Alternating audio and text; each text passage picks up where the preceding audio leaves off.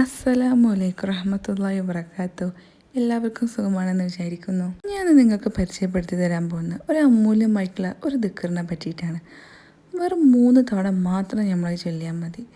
അതിൽ കൂടെ നമുക്ക് ഒരുപാട് നേട്ടങ്ങൾ കിട്ടും. എല്ലാവർക്കും എപ്പോഴും ചൊല്ലാൻ പറ്റിയ ഒരു ദിക്റാണിത്.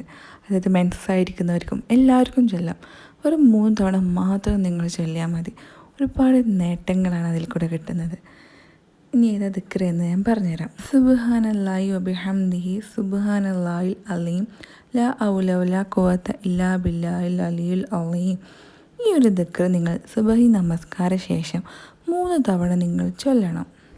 ഇങ്ങനെ ചൊല്ലിയാൽ കിട്ടുന്ന നേട്ടങ്ങൾ എന്താണെന്ന് വെച്ചാൽ ദുഃഖം, വിഷമങ്ങൾ, അതേപോലെ തന്നെ വെള്ളപ്പാണ്ട്, പക്ഷാഘാതം എന്നുള്ളതിൽ നിന്നെല്ലാം അള്ളാഹു സുബ്ഹാനഹു തആല നമുക്ക് സംരക്ഷണം നൽകും. അതേപോലെ തന്നെ ഈ ഒരു ദിക്ർ നമ്മൾ അസ്തഗ്ഫിറുല്ലാഹുൽ അലീം അല്ലദീ ലാ ഇലാഹ ഇല്ലാ ഹുവ ഹയ്യുൽ ഖയ്യൂം വതൂബു ഇലൈഹി എന്ന ഈ ഒരു ദിക്ർ നമ്മൾ കിടക്കുന്നതിന് തൊട്ട് മുമ്പ് 3 തവണ ചൊല്ലിയാൽ കിട്ടുന്ന നേട്ടങ്ങൾ എന്തൊക്കെയെന്ന് അറിയണ്ടേ? ഇത് ഓതുന്ന വ്യക്തിയുടെ പാവങ്ങൾ അള്ളാഹു പുറത്തു നൽകും.